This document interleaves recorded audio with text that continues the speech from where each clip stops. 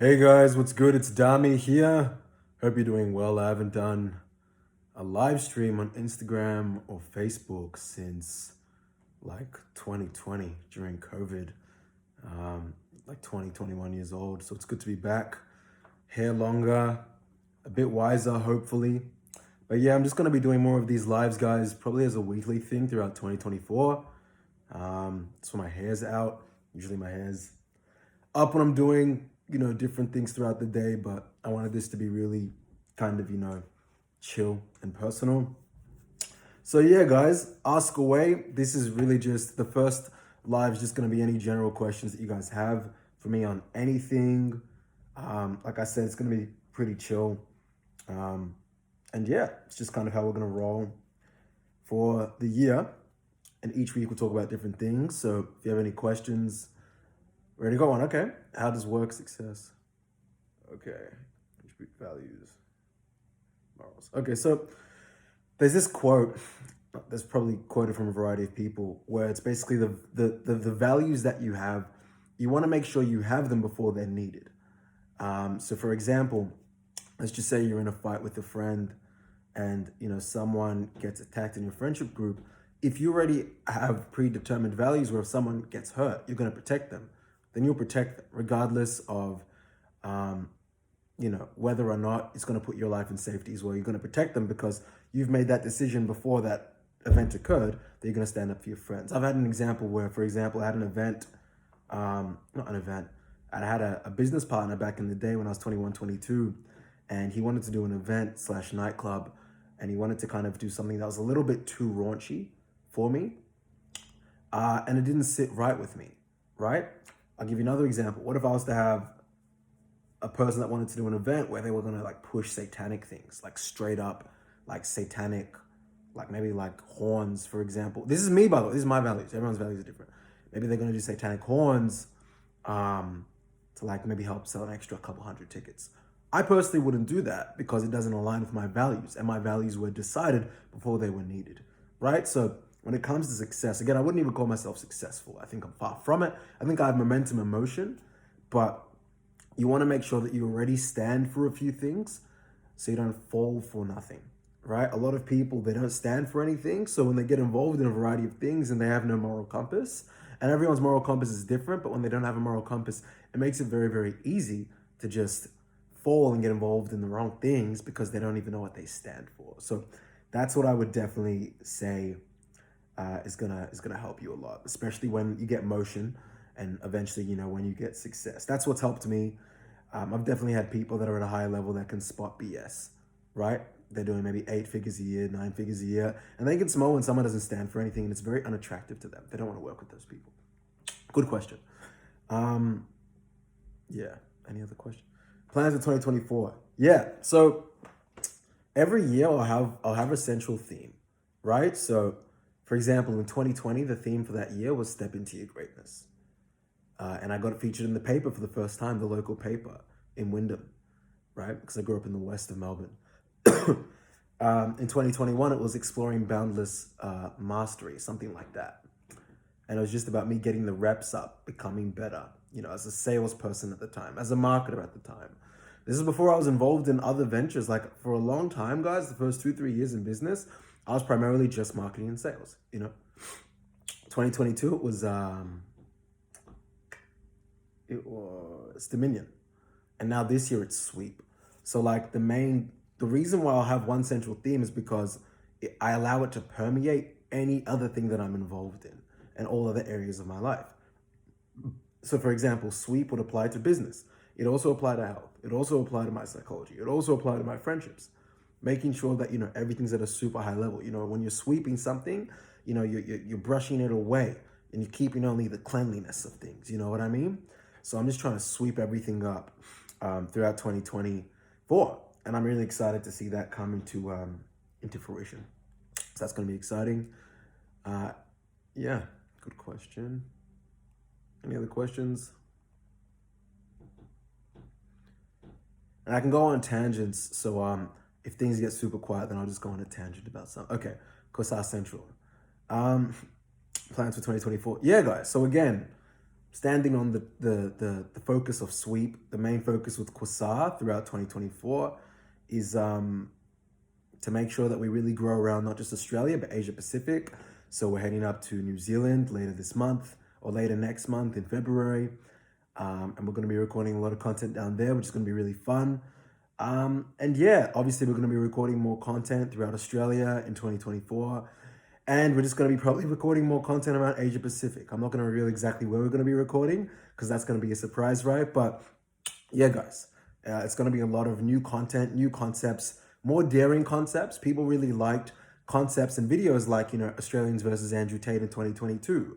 Or probably shouldn't have even said that name because, hopefully they're not going to take down this Instagram live. It's not a good start to live if they take that live down. People also had great feedback for, the Christians versus LGBTQ plus video. So, like doing those videos and not just Tinder swiping or the button, like I think making sure we have that blend between daring and other things is going to be really, really powerful for next year. So that's some of the things we're going to do with Quasar in 2024 and beyond, which is going to be fun. Difficulties faced in 2023. Oh, a ton of them, guys. And this is one thing I've learned about people that have real success. They deal with probably so many more problems than the average human, and they can just sit in it and like still go to sleep and still wake up and perform day in, day out. I hired an operations manager last year when we, surpassed 20 clients. And that person was great. And she left after like 4 or 5 weeks. And she was amazing. She was like a 42-year-old operations manager, had experience in another agency. And yeah, I couldn't keep her. She needed more. She basically she wanted a higher wage, essentially. And I couldn't afford her higher wage. We have a team of 12, like I said. And she left, and that was all good. And usually when people leave, it's not the biggest thing in the world. But what made it, I guess, a bit more difficult is an ops manager is such a key role when you're scaling, because after she left, unintentionally, we lost like 10 clients the next month. Now we built it back up because I just started going back harder in the sales. So, but that hurt, you know what I mean? When you only have 20 to 30 clients, at that time, it does hurt when you lose 10, just because, again, communications are affected when such a key person is removed from the picture. So that was just a good lesson in terms of how fast should I onboard someone, how should I vet. And yeah, look, I'm fortunate we're still doing quite well. We've bounced back considerably since then and grown. But yeah, a lot of things, guys. Quasar, we had a few people try to, op us out. Ton of things. But, I stand here today or sit here today, and I'm very grateful for those wins, triumphs, and tribulations. So yeah, those are good things.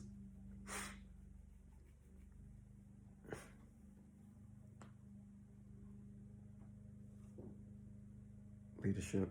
So when it comes to Quasar, I say this quote all the time. The character of the leader influences the culture of the people, right? I say this all the time to my different business partners, different ventures, and it's because it's so true.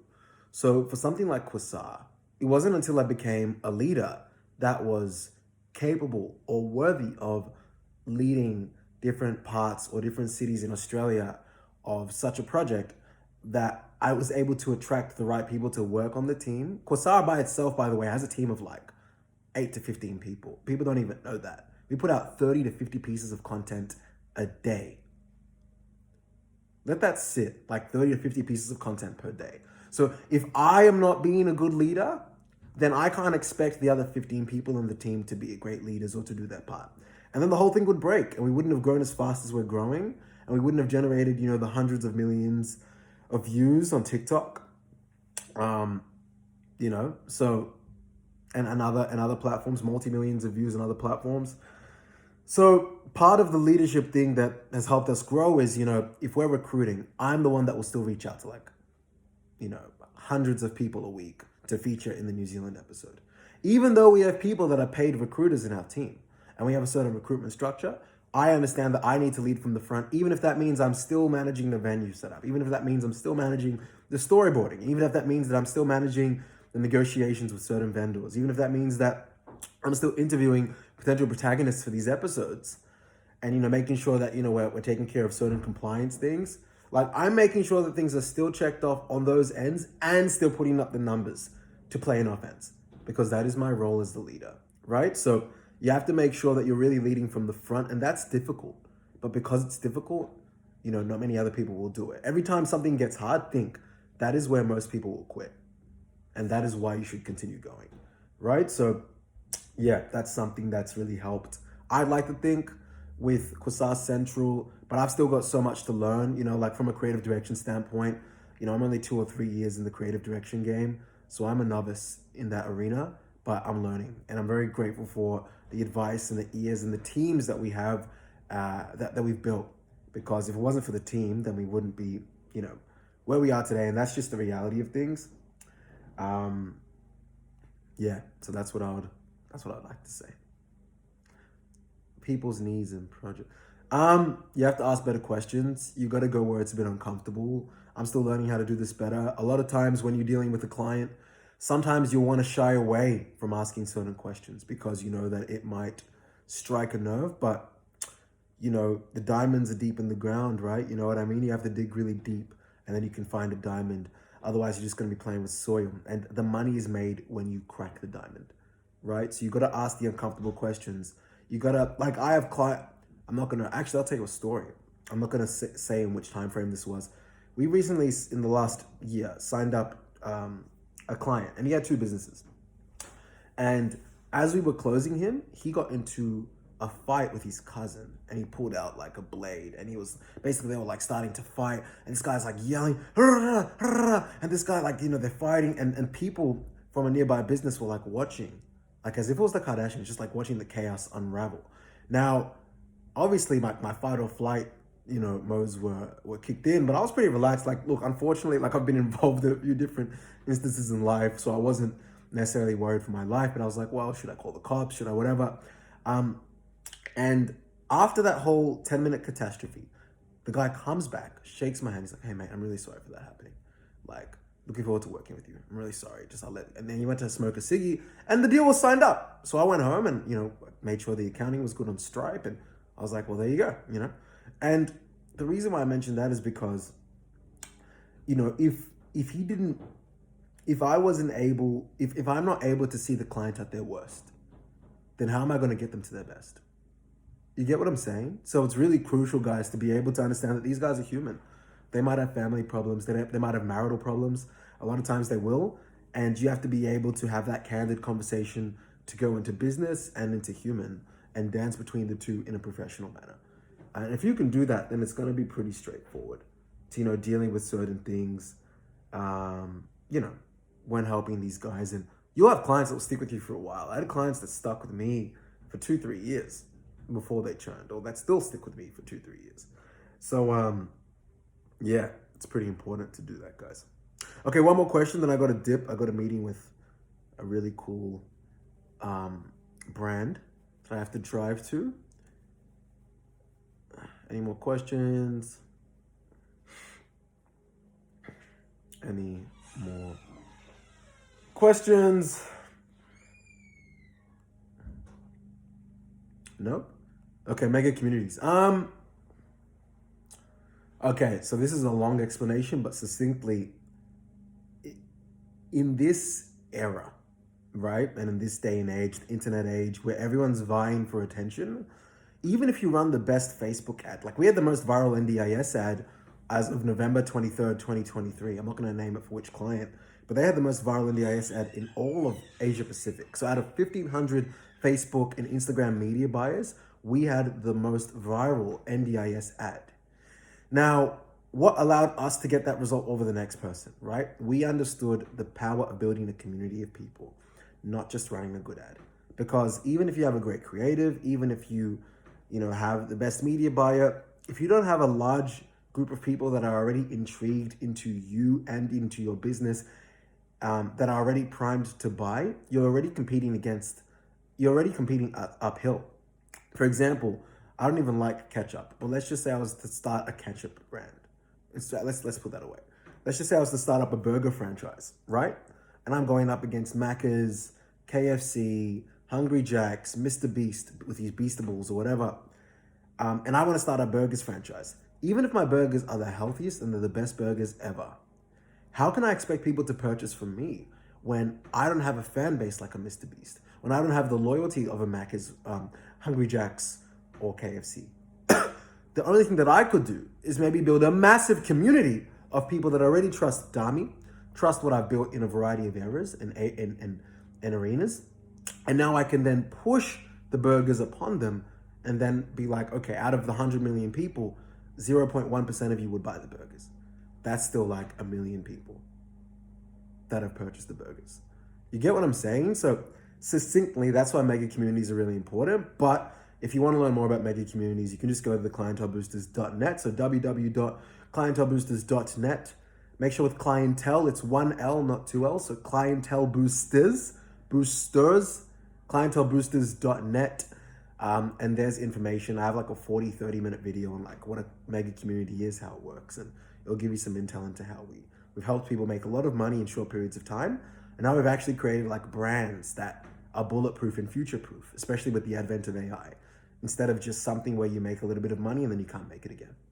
Okay, guys, look, I have to cut this one short. I have to drive, but much love. I hope you were able to get value out of this first live. This is probably going to be a weekly thing at the very least. But yeah, hopefully I was able to give you some intel and insight. And yeah, 2024 is going to be a fun year. So work hard, enjoy it, and much love. Peace out, guys. Bye-bye.